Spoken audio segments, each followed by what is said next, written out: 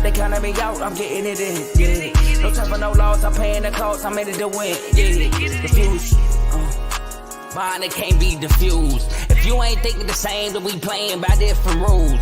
You can't see the vision, we living at different views. Until we complete the mission, keep getting up, never snooze. I walked a mile in my shoes, had the mind of a fool, chasing diamonds and jewels. Trust me, I was confused. Started minding my business and used my mind as a tool. Ended up finding my purpose and found the time to get to it. They told me I couldn't do it, they told me I couldn't make it. They sold it, could never break it. I sadly mistaken, I need a piece of the pie. I want it so bad I can taste it. They told me like told me, keep on running, toes they gon' take them. Refuse to lose, built to win, applied myself, I felt it in. No time for the doubt, they counting me out, I'm getting it in, yeah. No time for no loss, I pay for the cost, I'm winning to win, yeah. Refuse to lose, I'm built to win, applied myself.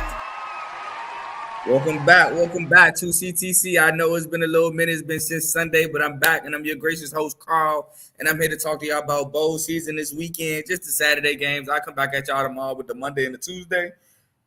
And then I got some quick picks. We got a huge slate college basketball. I got like 11 picks for the quick picks for college basketball tomorrow. Before I get started off, I'd like to ask that you leave a like, comment, subscribe, and share the video. It helps the network grow. It helps the channel grow. It helps my show grow. We got my show, CTC, as you tuned into. We got the main show, which went live earlier. As you can see, AJ had to read a script because the Eagles lost to the Cowboys. So if you into stuff like that, you might see somebody lose a bet and have to, put their pride to the side and some things. We got the main show featuring Joe, Tomo, and Dave. We got Dave's Doghouse, which went live early, I believe, at 1 o'clock, where he makes dogs and put dogs in the doghouse. We got BWT, the first show with the network, branching off from the main show featuring Teddy, which we had the Otani news. We had the Tyler Glass now going to the Dodgers as well, trade with the Rays. So we got stuff like that. My Tigers, they signed Jack Flaherty. You know what I'm saying? That's a nice little move by us. I'm not mad at that one. We got Fantasy Football with Coach Coons, who went live early. I believe he went over the Thursday night football game last night, or the Thursday night massacre, if you want to call that a football game. You got Joe Jordan show where he goes over his favorite teams or whatever sports topic he wants to talk about. We got RBO, Real Ballers Only, featuring Vaughn. Not a good night for RBO Vaughn, just like it's not a good night for my Pistons. And finally, we got In the Red Corner featuring Ty, Ricky, and Fast Can, where they just talk combat sports, mainly boxing. They go live every other Sunday, so check them out whenever you get a chance. So with that being said, man, just like, comment, share, subscribe. Go down the rabbit hole, and if you like what you're listening to, stick with us. Now, for the first half of the show, we're going to for sure talk about the 6 bowl games we got tomorrow. Shout out Ty. What up, Ty? Shout out to you, but I don't like – you make me not like Penn State. You know this. And I hope Kobe George leave. I believe that's who y'all had on y'all campus. I hope Kobe George leave and he don't sign with y'all. Sorry, not sorry. So, yeah, let's get into these bowl games. First, we got the Myrtle Beach Bowl. We got Georgia Southern versus Ohio. I just put our at because that's technically the home team. But, all bowl games are neutral sites. We got Georgia Southern being favored by 2.5 points. As you know, for my previews, I kind of do like keys and stuff. But I just switched it up for bowl games. It's kind of different. You got bowl sit-outs. You got things of that nature, injuries and all that point. So I just put 5 points for each team. So for the Myrtle Beach Bowl, Georgia Southern, Davis Brin, he got to stop turning the rock over. It's just plain and simple. Yes, he has 22 touchdowns on the year, but he also got 16 interceptions on the year. Georgia Southern's coming into this game losing 4 straight. These interceptions are a major reason and part of that. You still got to get Caleb Hood the ball, the wide receiver out there. He's been their best receiving target.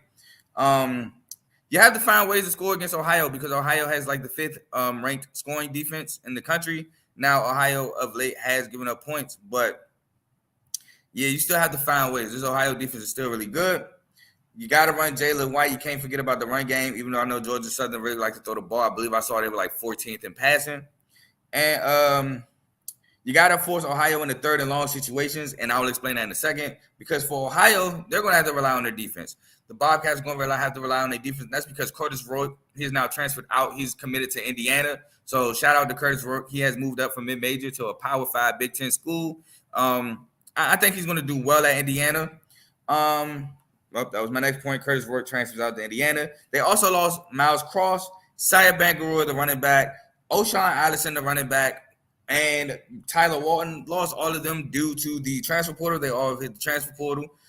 So they won't be there for the bowl game. So they're going to rely heavily on the backup quarterback.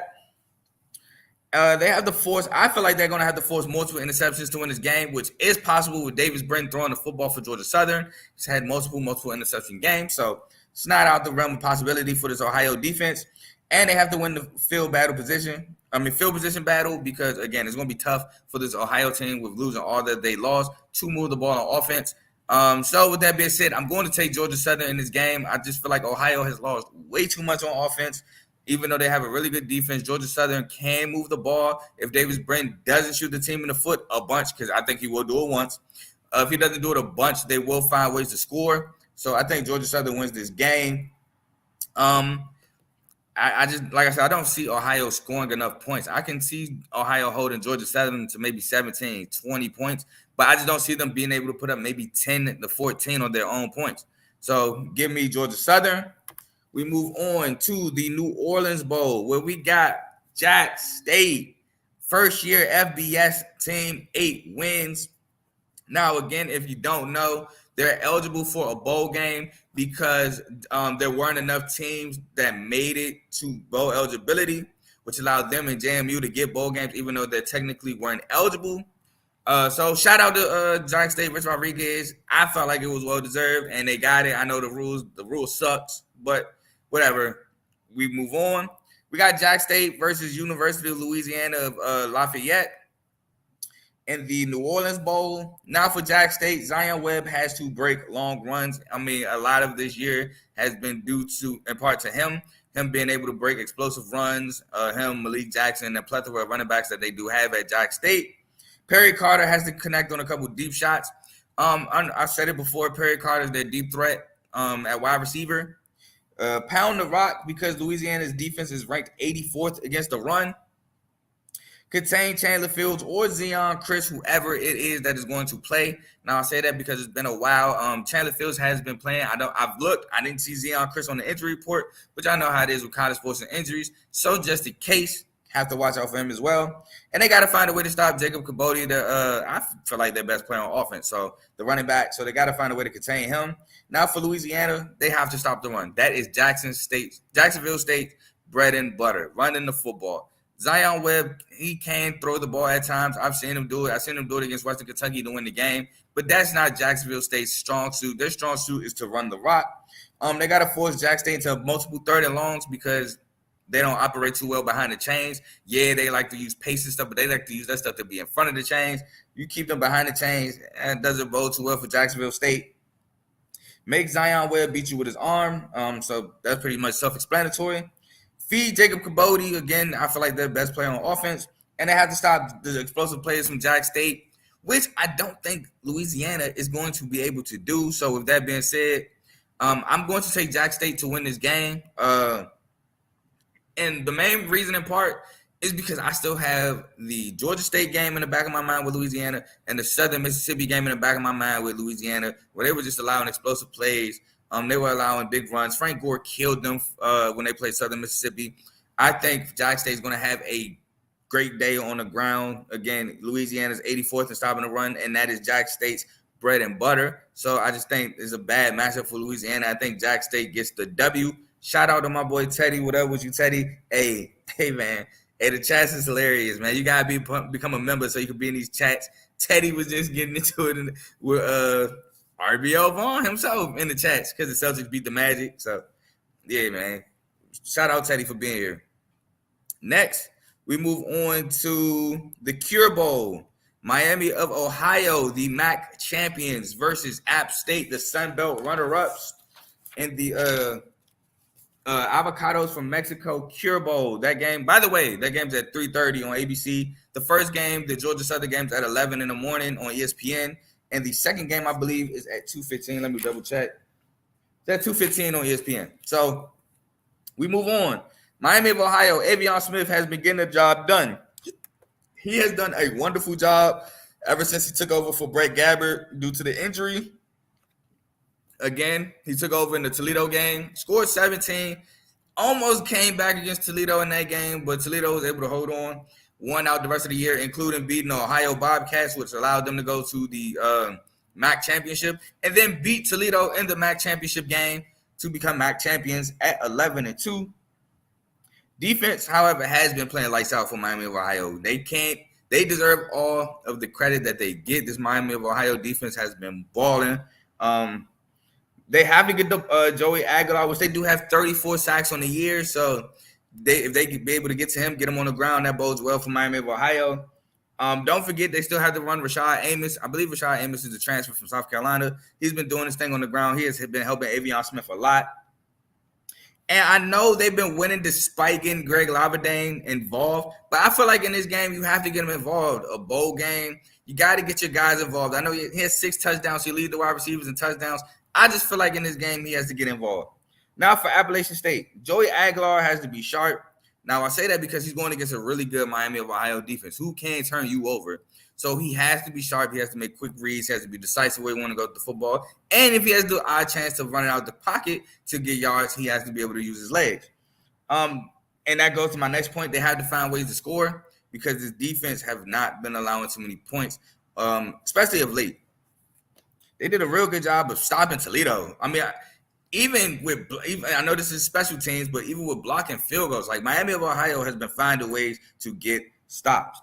They have to run Kanye Roberts and Nate Noel. Nate Noel came back for the Sun Belt Championship game. He had 14 carries, which is pretty cool, especially when you have a running back, a backfield like App State. They got to feed them the rock, and they have to get Caden Robinson the ball, the wide receiver, and they had to force Avion Smith to beat him with his arm. You can't allow Avion Smith to just hand the ball off to Rashad Amos, get 7-8 yards a pop, 5-6 yards a pop. Now you run a read option with Avion Smith. He's breaking long runs. You got to make him beat you with his arm as well. And I know this is an upset because App State is favored by 6.5.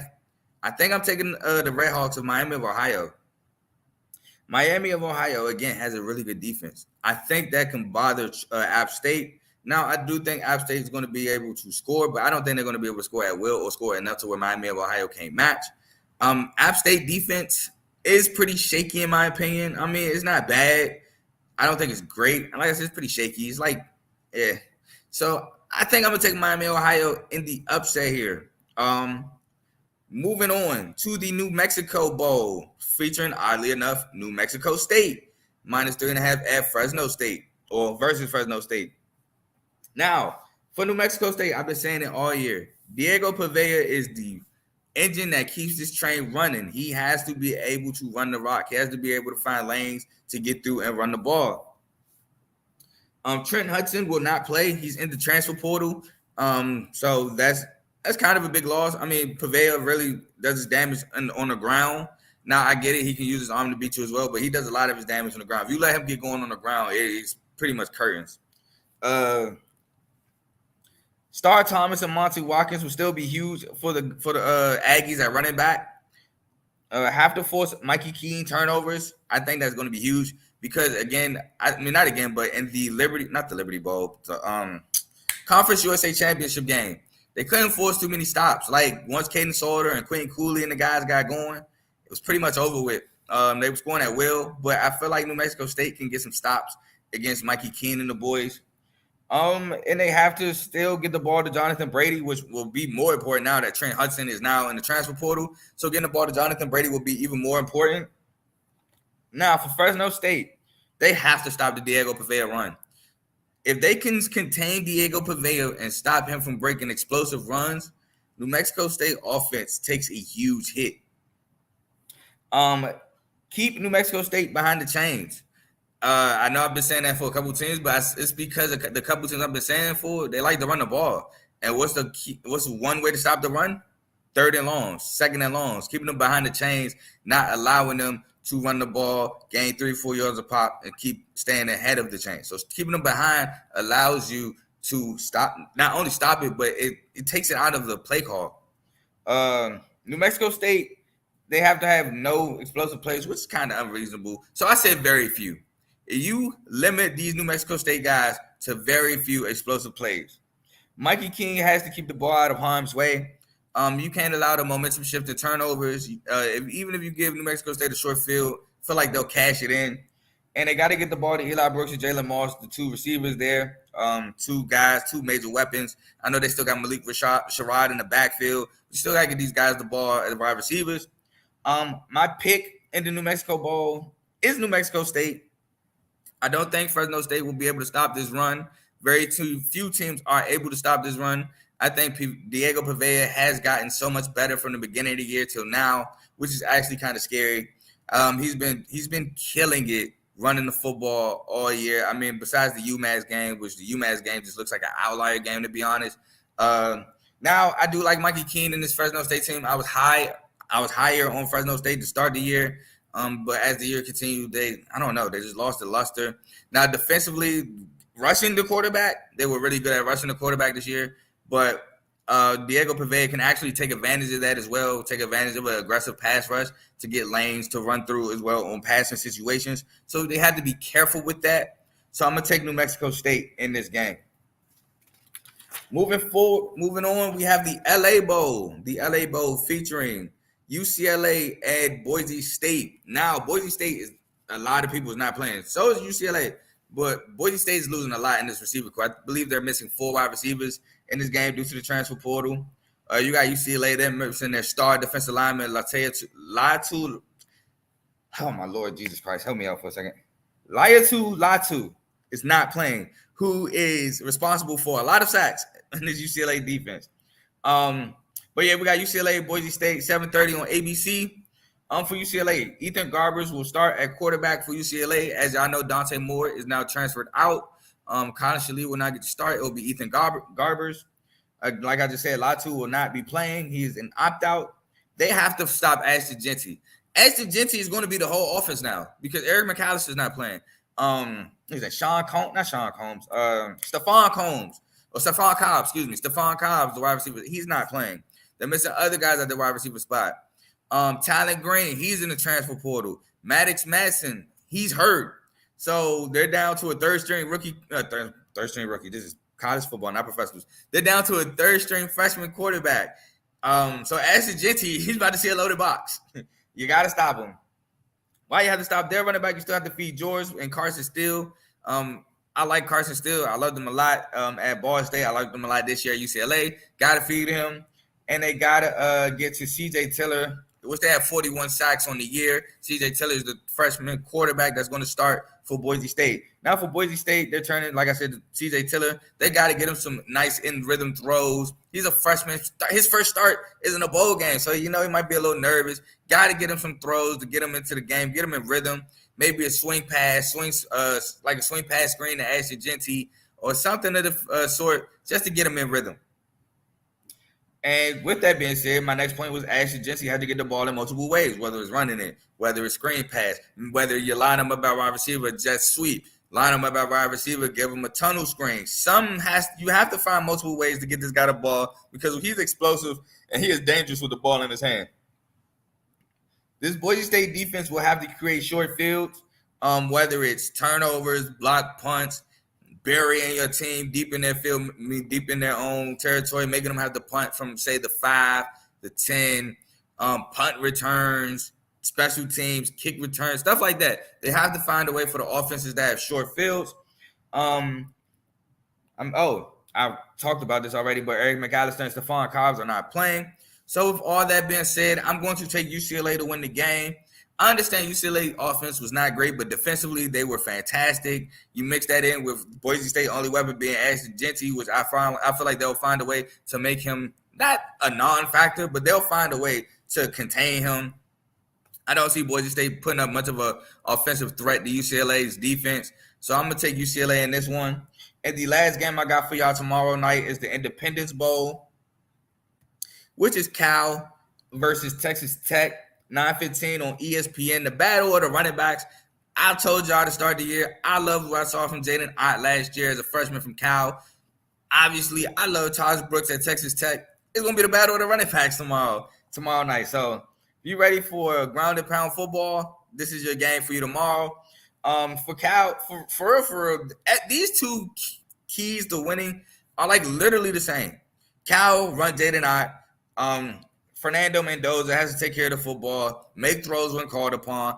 Defense has to stop the run. Texas Tech, Taj Brooks, feed him the rock. Byron Morton has to take care of the football, make throws when it's called upon. Don't try to force anything. Defense has to stop the run. Like, they have literally the same keys to win. Now for Texas Tech, Tyler Shuck and Miles Price are both in the transfer portal. Tyler Shuck is not much more. It wasn't really like news for real because he was dealing with an injury.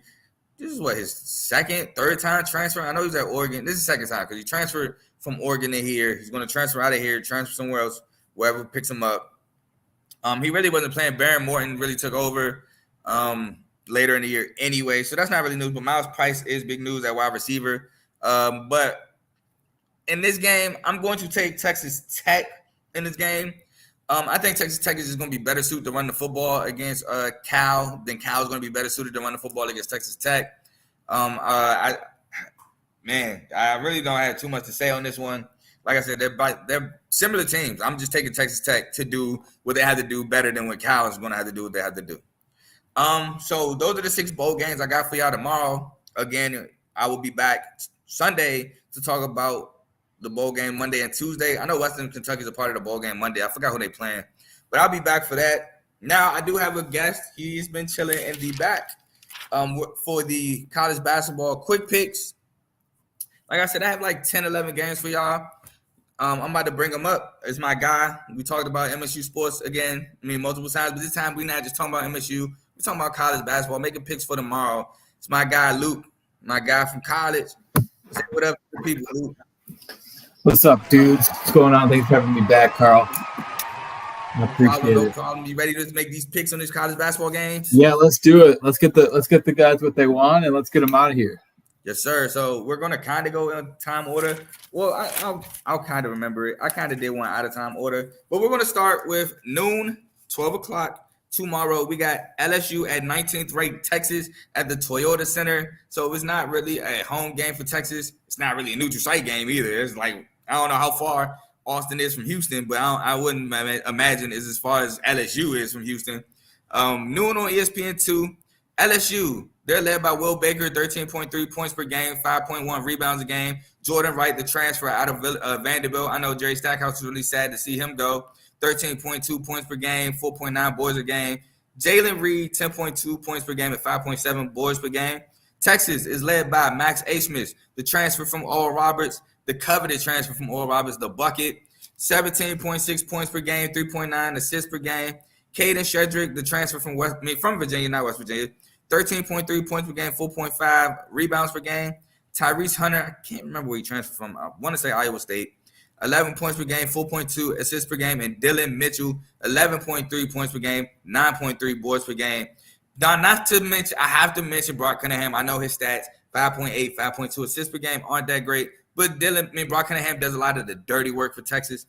I got Texas in this one. Luke, who do you have?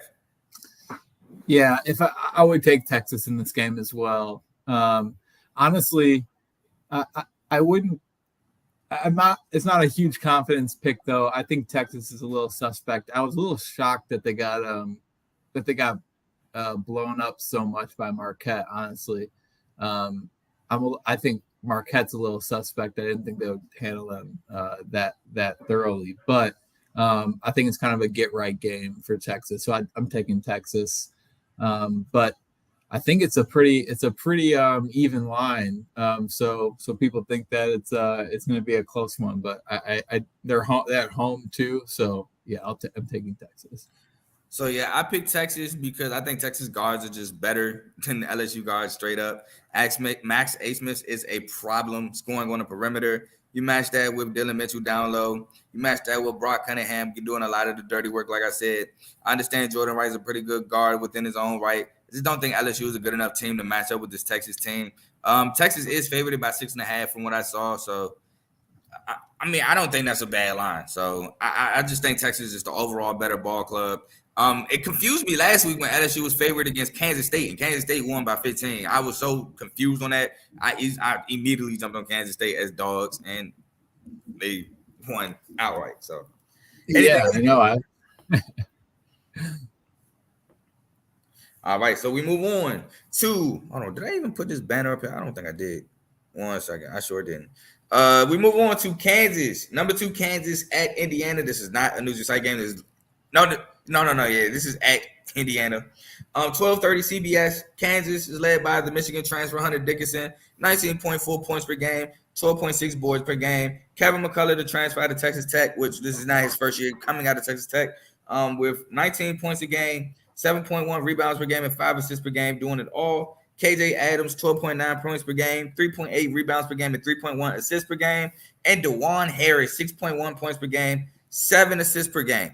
Now, Indiana is led by Khalil Ware, the transfer from Oregon, 16.7 points per game and 9.2 boards per game. Xavier Johnson with 10.5 points per game. Malik Renal, 14.8 points per game and 4.9 boards. And Trey Galloway with 8.8 points per game. I got Kansas in this one. Yeah, I think this is a pretty quick one. It's almost like feels like Hunter Dickinson's going to be right at home playing against Indiana again. I think he's going to like this game. I will say, though, there is something about playing at Indiana. That's a pretty crazy atmosphere. And again, these are children for the most part, although Hunter Dickinson is pretty old at this point. But sometimes I think there can be some magic in the air on like a Saturday morning at Indiana potentially. But again, I even like this line too, 6.5 Kansas. I would take Kansas with the points, honestly, on this line. I think this is going to be a pretty a game that might be close until like 10 minutes left in the second half, and then I could see Kansas pulling away after that. Yeah, so I'm taking Kansas. I do like the emergence of Khalil Ware at Indiana, but I think Hunter Dickinson is going to take him to school. Khalil Ware has been doing a really good job at Indiana, but Hunter Dickinson is a different animal. I do think that Kevin McCullough, he was going to do a good job on Renal or Xavier Johnson, whichever one they assign him to. And DeJuan Harris is just a really crafty vet of a point guard for Kansas. He's going to set up a lot of good things. And even if he can't set up nothing, Hunter Dickinson is the ultimate bailout for Kansas. So I like Kansas in this one. Yeah, agreed. So we move on to our team. We have 6th ranked Baylor at MSU. Well, we're technically in a neutral site at the Little Caesars Arena, right up the road. Might as well call it a home game. 2:00 on Fox. Now, Baylor is led by the Toledo transfer, Ray J. Dennis, with 14.2 points per game and 6.6 assists per game. Jacoby Walter, the freshman, 14.9 points per game, 4 rebounds per game. Jalen Bridges, the transfer out of West Virginia, with 11.1 points per game, 4.3 rebounds a game. And Jaden Nunn, I believe he came out of VCU. Yeah, the VCU transfer, 10.8 points per game, 2.9 assists per game. We're led by Tyson Walker, 20.3 points per game, an astounding number, but it's not enough for 4-5. It's kind of becoming the only thing that's fun to watch these days. But yeah, AJ it is fun. 10.3 points per game, 3.4 boards per game, and 4.3 assists per game. Malik Hall, 10.3 points per game, 5.4 boards per game. And Jaden Akins with 9.7 points per game, 5 boards per game. I'm going with Baylor here. Yeah, I mean, I hate to say it. I wish this was more of a game. I mean, it's pretty I think we'd both be shocked if Michigan State won this game in a really weird way. I mean, like, I could see them playing better, but there's nothing at this point that would tell me otherwise. I don't know about you. AJ Hogarth's been like really disappointing for me, but most of all, like Jaden Akins, I'm not exactly sure where he's at in some of these games. I thought he was on for a huge season. And I mean, Tyson Walker already looks tired, like nine games into the season, because he's the only person who's playing. I don't know a whole lot about Baylor, but I do know that they score a lot of points. Our defense has kept us in most of these games that we've even been losing. But at a certain point, if you don't start hitting shots, the dam is going to break open. And Michigan State also might be on a cusp of getting blown out in one of these games here soon if their defense cracks or if somebody gets hot on the other side. So it's 3.5. Baylor's only 3.5. That's kind of great. I would hammer Baylor here if I was betting on it, but I typically try to stay away from doing a double dose of disappointment when I watch my teams play, so I don't bet on these games. Yeah. So I saw that too. It was actually 2.5 when I looked. So that's I crazy. saw it 2.5 earlier Yeah. too. Yeah, not That's, maybe 3.5. people must be hammering Baylor, and that's why it's going up. Yeah, yeah. Yeah, my sentiments exactly. Shooting has been non-existent for the most part for MSU. I watched the end of the Nebraska game because for some reason they decided to put it on while the Chiefs were playing the Bills. So of course I missed most of that. And of course But they put it just on Peacock. I can't stand that stuff these days, man. I don't know what that's all about. Let me watch my sports. We got a huge game on Peacock, but yeah. So we lost because Tyson Walker gave us the lead, but I mean he can't just continuously give him the ball and expect him to score. Tyson Walker slowed down. Nebraska was able to keep scoring, and that was pretty much it at the end of the game. Now I will say this: as much as I love Tyson Walker, I heard Izzo say he's our best on-ball defender, and I just don't see it. I really don't. I see Tyson. I just see Tyson. He very well could be, but he expends so much energy on the other side of the court. I mean, like, I don't see what he does in practice and stuff. I mean, he could be. He's certainly athletic and quick enough. There's no reason why he couldn't be. But I mean, like, yeah. I mean, if he's carrying the team so much on that side, on the other side of the ball, it's probably hard to come out in that way. Yeah, that's honestly a good point. That's honestly a valid point. But yeah, I think the reason why AJ Hogarth is quote unquote being disappointed is the lack of shooting. Like they clog the paint when they play us because we can't shoot. And AJ gets to the cup. That's his game, is getting to the cup and bullying you to the cup and finishing or getting fouled. And it's hard to do that on 4 or 5 players. Like, you have no threat other than Tyson to shoot.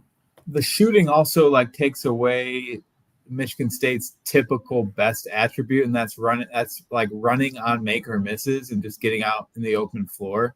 And you saw so many times last year where we had 4 players shooting 40% from 3, then getting on the break and skipping it around and finding a guy in the corner and hitting a lot of threes that way. And those are just not falling. And I think we get in half-court offenses when we can't shoot. AJ can't get downhill and get to the cup because nobody's shooting. And so it's just kind of like cascading into this awful basketball that we've been watching so far. Yeah. So we got to move on. We can't stay on MSU. I talk about it for another hour, Carl. And we'll talk about it all day. We have to move on. So we have 13th ranked Clemson, undefeated. No, this is not college football. At Memphis, 3:00 on ESPN Plus. Clemson is led by PJ Hall, 20.1 points per game, 7.6 rebounds per game. I believe he's preseason All ACC. Joe Girard, the Syracuse transfer, with 15.1 points per game, 3.4 assists per game, and Chase Hunter, 10.4 points per game and 3.6 assists per game. Memphis is led by David Jones, 20.1 points per game, 6.6 boards per game. Javon Quinterly, JQ, the Villanova, Alabama transfer, 13.3 points per game, 4.8 assists per game. Caleb Mills, the transfer from Florida State and Houston, 9.8 points per game and 3.7 points per game. Jordan Brown has been missing the past couple games due to an illness. I believe he should be back, the transfer from Louisiana Lafayette. And Naquan Tomlin has committed to Memphis. Don't know the earliest he'll be ready to play for Memphis, but that's a huge get, the transfer from Kansas State. I don't know if he's playing tomorrow or not. I will be just as surprised as you if he actually does play. But yeah, my pick in this one is Memphis. Yeah, I think the Clemson's magic just runs out a little bit here. I think it's going to be a close game though, but I do think Memphis is a good team. So yeah, I don't have much to add. It looks like everybody's going to be healthy. I think Clemson is still going to be a good team this year. I do think they take their first lump here on the road in a pretty tough environment. But yeah, that's all I got to say about that. Yeah, I'm mainly going at Memphis because if Jordan Brown plays with Malcolm Dandridge, I think they have multiple bodies to throw at PJ Hall. Now, this backcourt of Joe Girard and Chase Hunter is actually like really good. Joe Girard, the 3-point specialist out of Syracuse. Chase Hunter can get a bucket at I won't say at will, but he's really good at getting a bucket, especially in the clutch. Chase Hunter killed South Carolina down the stretch against South Carolina, and it hurt my heart. But yeah, I just think this backcourt has run into another really good backcourt in David Jones and JQ. Caleb Mills is probably going to be the assigned with the task of stopping one of those two as well. I just think Memphis takes the W here. Yep, I agree. All right, so we move on to the Ohio State at UCLA game at 3:00 on CBS, the CBS Sports Classic at the State Farm Arena in Atlanta, Georgia. Ohio State is led by Bruce Thornton, 18.5 points per game, 4.2 assists per game. Roddy Gale Jr., 14.3 points per game, 5 rebounds per game, and 3.8 assists a game. Jamison Battle, the transfer out of Minnesota, 13.8 points per game and 4.4 rebounds per game. And Zed Key has been normally a big force for Ohio State, but has taken a step back, averaging 10.2 points per game and 6.7 boards per game. UCLA is led by Sebastian Mack, 13.6 points per game, 4.5 rebounds per game. Adam Bonner, which I believe was freshman of the year in the Pac-12 last year, he is averaging 13.1 and 6.4 boards per game. Lazar Stefanovic, 11.5 points per game and 6.3 boards per game. And Dylan Andrews, 9.9 points per game and 4.3 assists per game. Give me UCLA to win this one. Yeah, I actually disagree here. I look at these early like non-conference games a little bit better, or not better in a different way. I think this game is entirely different later in the year potentially, but I see UCLA traveling east to an East Coast time zone in Atlanta early in the year. I think the Big Ten just sometimes beats up on some of these West Coast teams just physically early in the year. And I think as like time goes on, this is the style of play. UCLA could potentially win this game later in the year. But yeah, I'm actually taking Ohio State here. They're favored by 2.5. I just think that they don't have to change time zones. I think this kind of feels like a lazy Saturday afternoon for UCLA. So my thinking with UCLA is a defensive team, and we all know Big Ten teams at times they struggle to score points. And going against a UCLA team that's a really good defensive team, they can sink their teeth in defensively, get a couple buckets, and now it's like, all right, Ohio State has now faced a deficit. Can they fight their way back? Also, I don't know how I feel about Ohio State. I don't know if I feel like this team is really for real. Just like how you feel like Texas is suspect, I do feel like Ohio State could be suspect here, and I think UCLA could expose that. Yeah, I don't disagree. It's kind of hard to tell early on in the year, but Ohio State shoots decent from. They've been shooting a decent clip. They score about 82 points a game. It looks like, so it's not horrible, but I for the last like I don't know like 10 years, Ohio State, or maybe not that long, at least 5 or 7 years, Ohio State's been kind of like a team that looks like a bunch of bruisers that don't have a whole lot of like true talent. But yeah, I think Bruce, like the combination of Bruce Thornton and Roddy Gale Jr. I think Ohio State is a little bit more physical with their guards, to be honest. Yeah, I like Bruce Thornton. I think Bruce Thornton is a really good talent. I think he's a sophomore now. I think he was a freshman last year. I think he's a bucket. I do like Bruce Thornton. But I just think UCLA can sink their teeth in defensively and beat up these guys. I mean, the UCLA-Villanova game was a really good defensive battle, and Villanova has guys that can score. And I just think that they're going to be able to do the same with Ohio State. Jesus. That is true, but I would say I like Villanova. I think it's not a very good team. They have had a weird season. Losses to Penn, St. Joe's, Drexel. They lost to the Philly teams. I know that's it's crazy. Funny. Yeah, they've won every game except for Philly teams. Yeah, that just smells soft to me. And so you can't take care of your own backyard as Villanova. But then they kind of just handled UCLA. Oh, and K-State. My apologies. They did lose to K-State. Which I think K-State's just a good team, though. But yeah, I think K-State's a decent team. All right, so we move on to the game. No. This is what I was talking about. Well, I did a little miss. We move on to FAU. 15th ranked FAU at St. Bonaventure, 4:00 on ESPNU. FAU is led by the big fella Vladimir Golden, 15.5. I think it's Vladislav, actually. Vladislav Golden, 15.5 points per game, 7 boards per game. Jonell Davis, 14.4 points per game and 6.7 boards per game. Elijah Martin, 13.5 points per game, 4.7 boards per game. And Brian Greenlee, 8.7 points per game, 3.7 assists per game. St. Bonner is led by Micah Adams-Wood, 16 points per game. Chad Venning, 13.9 points per game, 4 boards per game. Charles Pride, the transfer out of Bryant, 12.8 points per game and 6.8 boards per game. And Daryl Banks, the transfer from St. Peter's, 9.9 points per game. I'm going to roll with FAU on this one. Yeah, I would agree.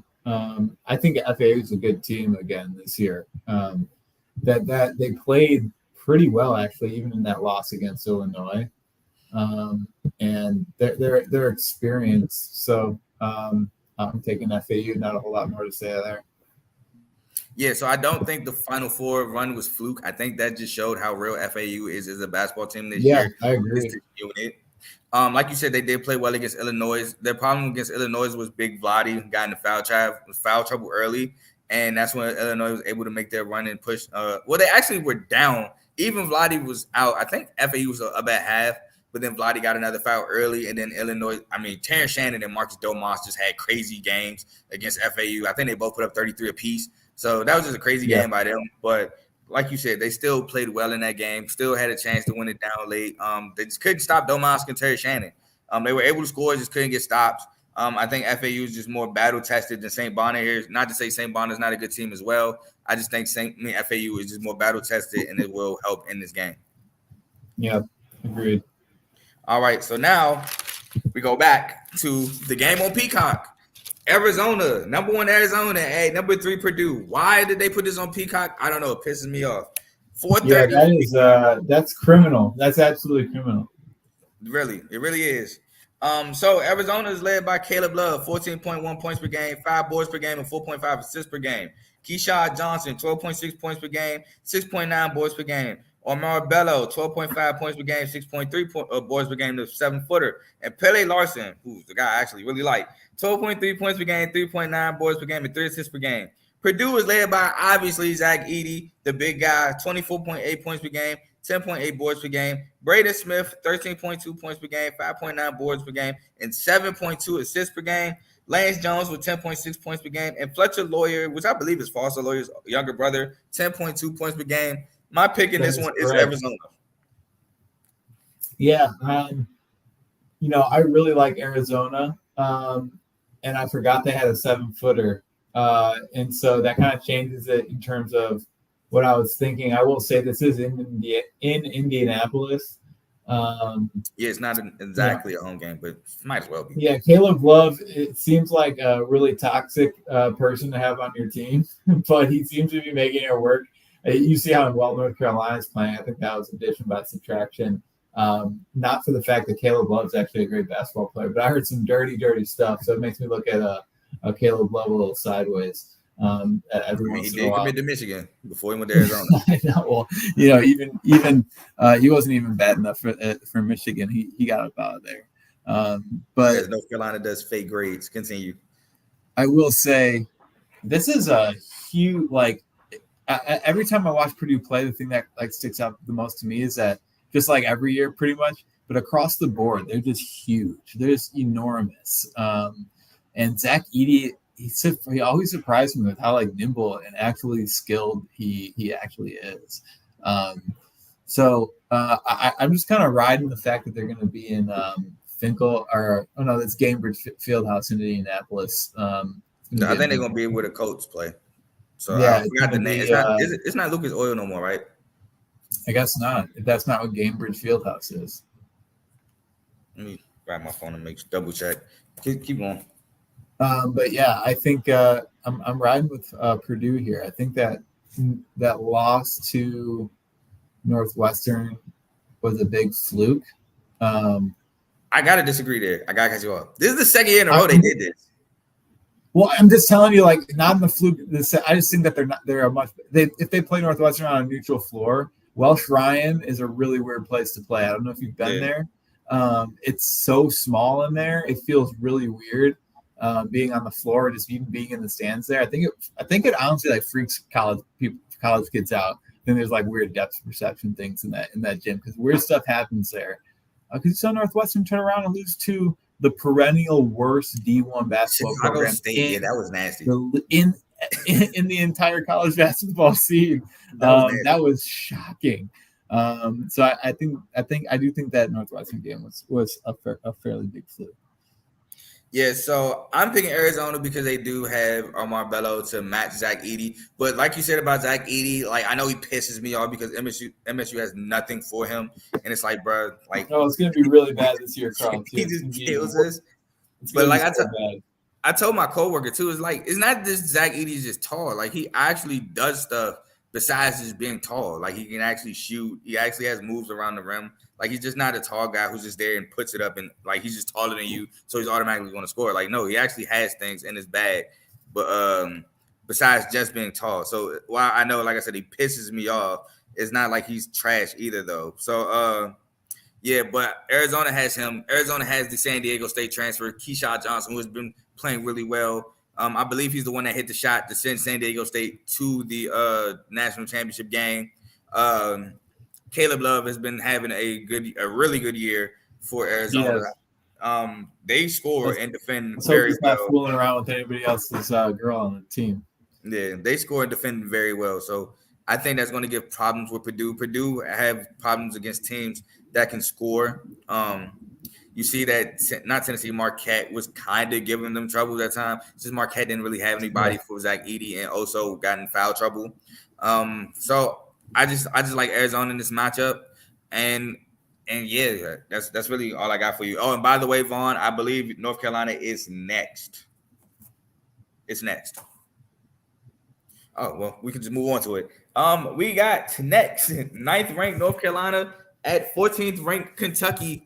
5:30, 30 minutes after the UCLA Ohio State game because it's the same venue at State Farm Arena in Atlanta. The CBS Sports Classic happens every year between these four teams, just like the Champions Classic between MSU, Duke, Kentucky, and Kansas. UNC is led by RJ Davis, 21 points per game. Amando Baycott, also all ACC preseason, 15.9 points per game, 11.9 boards per game. Harrison Ingram, one of my favorite transfers, the transfer out of Stanford, which I think is a huge reason why UNC is playing really well. 15.1 points per game and 6.4 points per game. And Cormac Ryan, the transfer out of Notre Dame, 10.4 points per game. Kentucky is led by Antonio Reeves. I believe he came from Illinois State. I want to say Illinois State. I know he came out of one of those Missouri Valley schools. Rob Dillingham, the freshman, 14.1 points per game, 4.2 rebounds per game, and 4.9 assists per game. By the way, Antonio Reeves averaging 18 points per game and 4.6 boards per game. I can't remember if I said that. Trey Mitchell, the transfer out of Texas, 13.2 points per game and 6.3 rebounds per game. And DJ Wagner, 12.6 points per game, 3.8 assists per game. Can't forget about Russell Shepard as well. My pick in this one is North Carolina.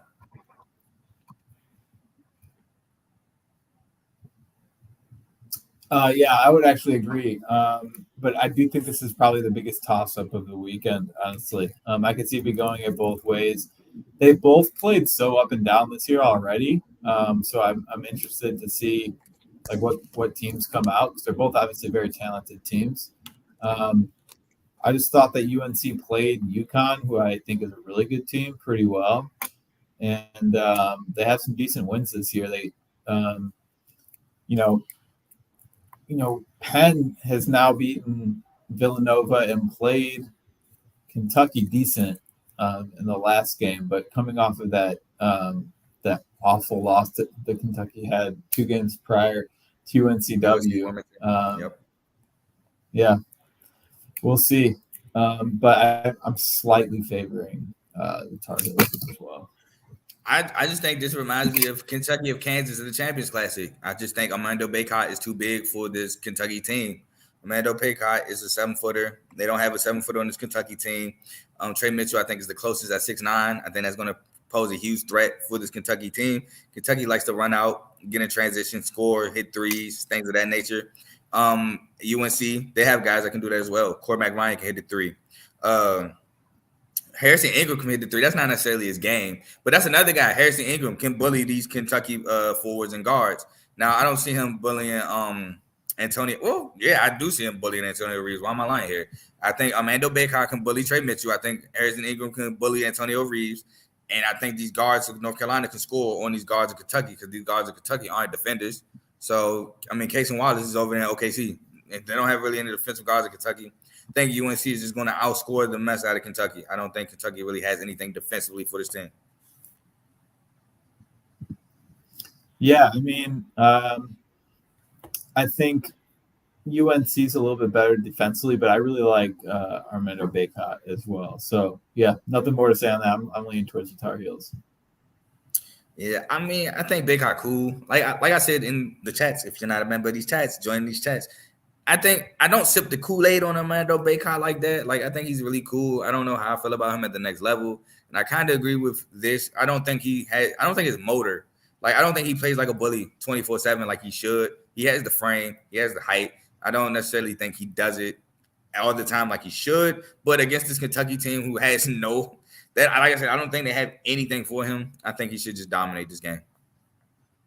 Yeah. All right, so we move on to one of our last two games. We got Alabama at 8th ranked Creighton, 8 o'clock on Fox. Now, I will say this, guy. Remember this. Creighton is favored by 5.5 points, so take that as you will. Alabama is led by Mark Sears, 21.4 points per game, 3.9 assists per game. Grant Nelson, the transfer out of Notre Dame. That's at Notre Dame. Out of North Dakota State, 13.7 points per game, 6.3 rebounds per game, and 2.3 assists per game. Aaron Estrada, the transfer out of Hofstra, 15.1 points per game, 4.3 boards per game, and 2.9 assists per game. Creighton is led by Baylor Shireman, 18.3 points per game, 7.3 rebounds per game. I know he played with Creighton last year. He transferred in from South Dakota State 2 years ago. Ryan Kalkbrenner, the 7-footer, 15.8 points per game, 6.7 rebounds per game. And Trey Alexander, the 15 points per game, 6.4 rebounds per game, and 4.7 assists per game. And Stephen Ashworth, the transfer out of Utah State. I don't even know if I wrote an 8 or a 9. I'm gonna just say 9.2 points per game, 3.4 assists per game, shooting about 40% from three. I chose Alabama in this one. Yeah, wow, that's a surprising pick. I'm favoring Creighton in this game quite a bit. I just think from the looks of it, it's a hard place to play. Although Alabama's another one of those teams that they're going to be hard to stop scoring. They're a really up and down team. But sometimes it's harder to run on the road the way that you want to, I feel like. And I think Creighton just knows how to play that style. They're pretty good defensively, in my opinion. And they shoot pretty well as normal. They're a very senior team as well, so I like that going into a big home non-conference matchup. They do a lot of scoring, so yeah, I'm actually leading Creighton in this game. So here's my take on this game. I don't think Creighton is great of a defensive team, as I've seen from the Creighton-Iowa game, where they both can really stop each other from scoring for real. I do think Ryan Kalkbrenner is a really good shot blocker down low for Creighton. I'm interested to see the matchup between him and Grant Nelson. I do think that these Alabama guards can get out and transition and run against these Creighton guards. I do think they can score against these Creighton guards, but I also think Creighton can score on Alabama. I do think it's going to be a shootout. I think Alabama is going to outlast Creighton in said shootout with Mark Sears and Aaron Estrada, because Aaron Estrada, this is his game to score a bunch. I know they have guys like Trey Alexander who can score in bunches. I know they have Baylor Shireman, who is a marksman from three. But I just think he's big, man. Yeah, I really like Baylor Shireman against these other guards. I mean, Shireman's a 6'7", 210 guard that can shoot really well. So I think he gives him gives that team a lot of versatility that potentially can kind of maybe slow down the game a little bit for them. But yeah. Yeah, so I got some stats right here. Alabama averages 93.2 points per game, while Creighton averages 84.5 points per game. Now, Alabama averages 76.8 points against them per game, while Creighton averages 65. So, again, I just think it's going to be a shootout. And I think Alabama they both score a lot of points. Yeah. So, our last game, we have NC State at 12th ranked Tennessee, 10 o'clock on ESPN2. NC State is led by Jaden Taylor, 14.7 points per game, 4.3 boards per game. DJ Burns, the transfer out of Winthrop, 13.3 points per game, 5.8 rebounds per game. DJ Horn, the transfer out of Arizona State, 13.3 points per game. And Casey Morsell with 13.3 points per game. Now, Tennessee is led by Dalton, and I always mess up his last name, Dalton Notch, 18 points per game, 4.7 boards per game. The transfer out of Northern Colorado. Jonas Adu, 12.1 points per game, 7.5 rebounds per game. Josiah Jordan James, 10.6 points per game, 6.7 boards per game, and Jordan Gainey off the bench with 10 points per game. Now, they do have the short point guard. I love him a lot, Zakai Ziegler, and they have the shooter, Santiago Vescovi. My pick in this one is Tennessee. Yeah, I really like this Tennessee team. They took a couple losses, but to some good teams. But I've watched Dalton Knox play, and he's probably one of the better guards in the country. Another big guard that can really shoot, and he presents a lot of problems for teams. He's really hard to guard. I mean, in the couple games that I've watched, like from start to finish, particularly against Big Ten teams, like good opponents. I mean, Michigan State has had their fair share of problems, but the one thing you can say is that they have been pretty solid defensively. They've been really that's the only thing that's been keeping them in the games. And Dalton knocked tore him up. He played really good against Illinois as well. I really like Tennessee as a team. So yeah, I'm picking Tennessee in this game. I think they're pretty heavily favored if I'm correct. They are favored by 9.5. Yeah. So, I would probably take them with the points. Yeah, so my thought process is kind of along the lines of yours, mainly because they have guys that can throw at DJ Burns. DJ Burns is a big who doesn't play above the rim. He's a below the rim kind of guy. He likes to shoot the jumper. He actually has a pretty good jumper there. He's more of the shorter side of a big in college as well. So guys like Josiah Jordan James, well, not Josiah Jordan James, but I do, and I would say Josiah Jordan James. I feel like they got, like I said, they can throw them at him. Dalton Knox, like you said, is a bigger guard. Bucket, he's a problem. He's a really good scorer. He can score in multiple ways. I don't think NC State has too many answers for Tennessee on both the offensive and the defensive end of the floor. So I think Tennessee wins this one handily. Yeah, agreed. I'd put him in a parlay as a lock. If you put together a parlay, you gotta watch that lock word. Yeah. I'm just saying, of all the games we did, I think that's the one I'm actually most confident about. Okay, see that's more like it. More confident and lock, boy. Hey, those two slip ups could get you killed in the group chat. So that's pretty much it for our quick picks. There were some honorable mention games like Texas A&M and Houston. I mean, I would rock Houston. I would rock with Houston on that side.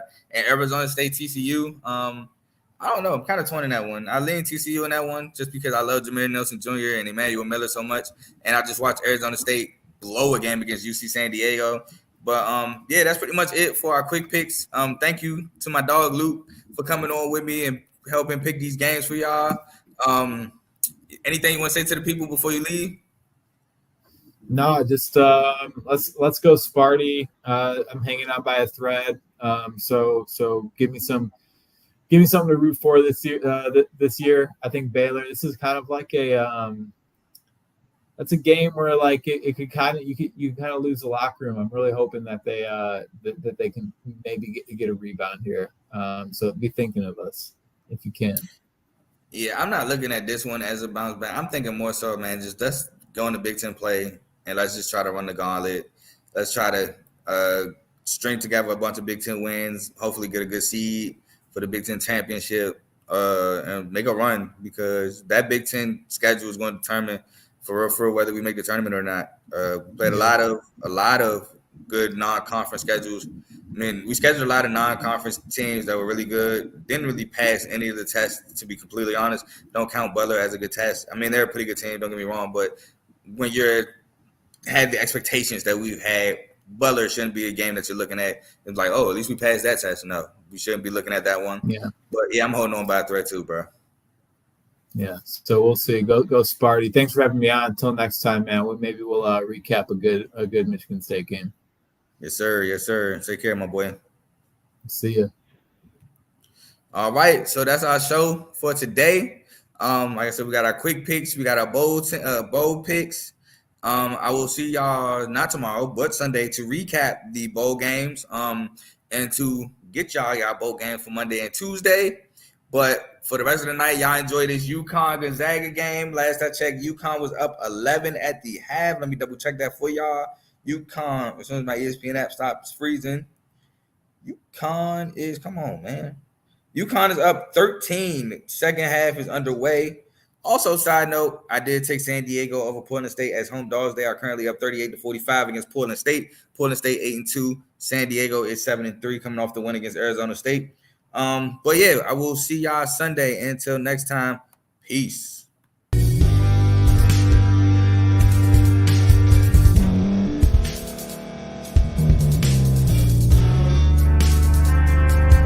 Thank you for staying to the end. If you're watching this on YouTube, please like this video, subscribe, and also hit that notification button so you can be notified next time we put out a video. If you're listening on any podcast platform, subscribe and hit that notification button, y'all, so you can be notified we put out another podcast audio.